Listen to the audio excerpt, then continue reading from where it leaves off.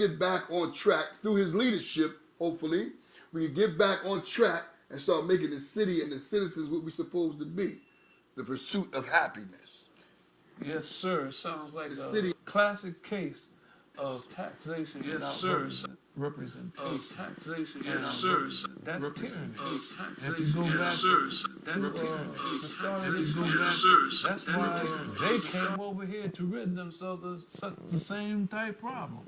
So people say you got to be able to vote in your representatives who will take care of their particular constituency. Yes. You see, and now we don't have if this goes into play, then we're not represented. So again, taxation without representation is tyranny. And definitely we're not about to try to do that again in our fair city. So, we're trying to present a way out. It's already a crying shame the way the state took over anyway, and then the state won't cut us loose. They said that they have 2 to 3 more years, maybe 4, to keep a chokehold on the city. Now here come these nuts, a can of mixed nuts, whoever they are, billionaire boys, and here they come and talk about we're gonna do away with the mayor, the councilmen, the councilwomen, and everything, and we're gonna run this the way we want to run it. And they don't even live here, don't know nothing about it, don't know nothing about you or I, don't know nothing about our struggles with our parents, our mothers, our grandfathers, our cousins, our aunts, and our uncles went through in this city to get where we at. And here we are still fighting each other, bickering, backbiting, he said, she said, while they taking the whole city, stealing it and running away with it. So it's definitely a no. And here they come and talking about we're going to do away with the mayor, the councilmen, the councilwomen, and everything. And we're going to run this the way we want to run it. And they don't even live it. Don't know nothing about it. Don't know nothing about you or I. Don't know nothing about our struggles with our parents, our mothers, our grandfathers, our cousins, our aunts. That's right. Why now? As the mayor enunciated on the breakfast program, that big money interests, have a bigger idea or hidden motive, objective, and agenda to always be able to come into our communities, suck the life force out of it, which is the money, right? We make money, but our dollars make no sense because we spend them in all particular or unparticular and unscrupulous places, and they stay in our community, as one brother had said, not even 6 hours. So, we're always a cash cow. But let's make our monies work for us, because when you follow the scenario, it's always about money. And if we don't really know what to do, how to do it, when to do it, or where to do it at, let's just get behind the mayor, Mr. Marty Smalls, for now, and follow his footsteps, and let's guide and get these paperwork and put our giant Hancocks on them. Even you as ex-cons, you can't complain now because the bill has been passed. You can vote. Am I correct? Absolutely. So it's no excuse now. It's no excuse. We was in prison. We was in the law library. We was doing the stand up. The food was bad. We have a riot. The medication wasn't no good. We have a riot. So and so they disrespect my visit. We have a riot. Oh, we were so courageous in prison. When we get out here in society, we put our tail between our legs. We don't vote no more. We don't stand up for nothing no more. We don't stand up for our women, our children, our grandparents, or nothing. What happened? What happened to that same courage that we used to have when we was in? Absolutely. And we're putting our trust in the mayor that he will do the right thing to speak up for his constituency here in the city of Atlantic City. Yes, sir. He enumerated that, the casinos make a certain amount of dollars. I forget the exact numbers. But he said none of that is peeled back to the city. That's a crying shame, man. That's a crying shame. Cent. That's a crying shame. So what are they in here for? When they first came down, there was the benefit of jobs and equality.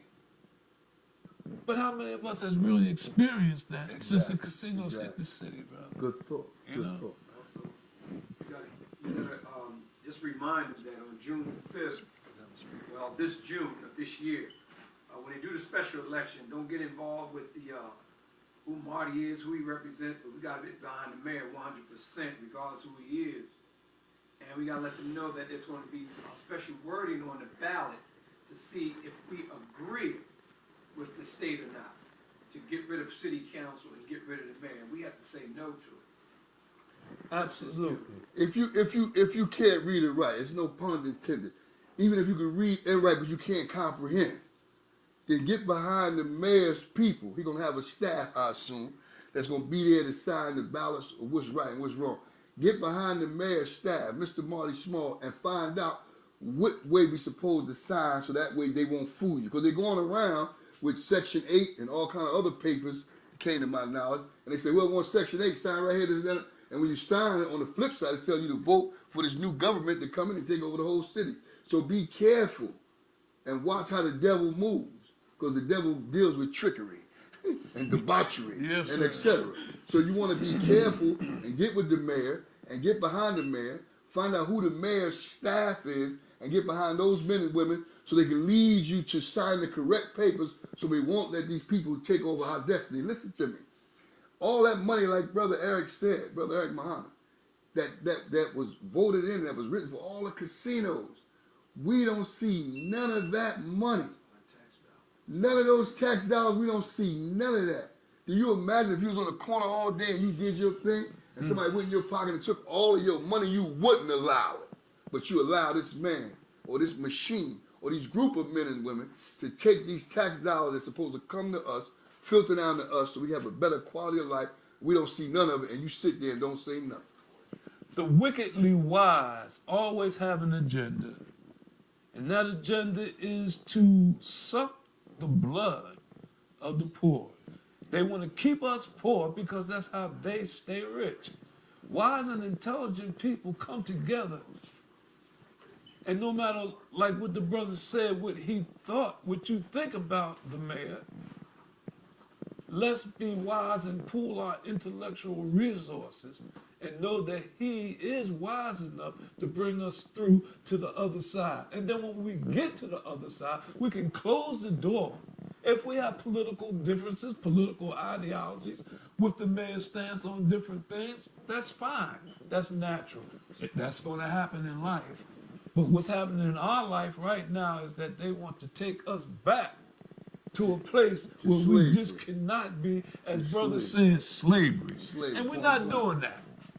We're not doing that today. What's happening is we have to realize this, is that they coming against us as an enemy. We never had none of these tax dollars of not just billions, but more than billions, which is trillions of dollars, but billions and millions. And we never got none of the benefits of those tax dollars. So we recognize this. The mayor recognized this. He's making a call. So no matter what we feel, how we see it, or no matter how we taste it, we have to get rid of all that and become one united front for one united purpose behind the mayor and push this thing with everything in us. And we've never done nothing in unity in a wholesale way in Atlantic City. This is the time to do it, to get behind the mayor, Mr. Marty Small, and push forward with everything in us. You say you're not afraid to die, but if you're afraid of death, you never live. This is the time to put that up front. My life, my death, and my sacrifice is all for my women and my children, but I got to get behind this mayor to make sure these people don't take this whole city and do what they want, when they want, anytime they want to. And it's about the rich getting richer, but they're just greedy, man. They're just greedy. How many boats can you have? How many cars can you have? If you one man, you got 21 cars. What the hell are you going to do with 21 cars? That's greed, man. Absolutely. I just want to read this article Yes, sir. from the Atlantic City Press. Will give you a brush you of exactly what the pieces are, who the players are. It's written by a David Danzis. That's spelled D-A-N-Z-I-S. David Danzis, staff writer for the Atlantic City Press. Atlantic City. At a time when city leaders are calling for unity against an effort to change the form of government and to fight what they describe as a takeover by outsiders division between members of city council and the administration are becoming more evident. The infighting between the governing body and Mayor Marty Small Sr. over the issue of implementing a recreation, youth, and senior services department lasted nearly an hour during Wednesday's council meeting at City Hall. The mayor and council went back and forth over the details of an ordinance that would have resulted in a city division with 241 employees, many of them part-time and seasonal. The ordinance was pulled out without an explanation at the council's reorganization meeting on New Year's Day and was voted down by a 6-3 margin Wednesday. Council residents George Tibbet, Vice President Mosi Delgado, Latoya Dunstan, Jeffrey Fauntleroy II, Mohammed Zia, and M.D. Hussein Morshid voted against the ordinance, while Kaleem Shabazz, Aaron Randolph, and Jesse Kurtz, the lone Republican in the city, voted yes. I'm going to read that again. Did you say Brother Kaleem Shabazz? I'm going to read. Please read that again, man. I Yes, can't sir. believe that.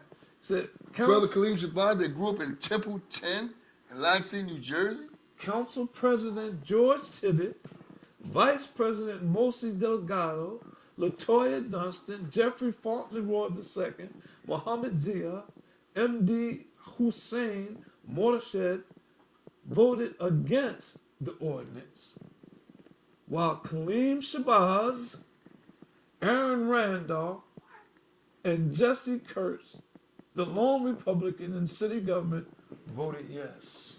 You can't be talking about Brother Kaleem Shabazz. Unbelievable. It must be an imposter somewhere. Politics makes strange bedfellows. He's some Caucasian boy that just arrived.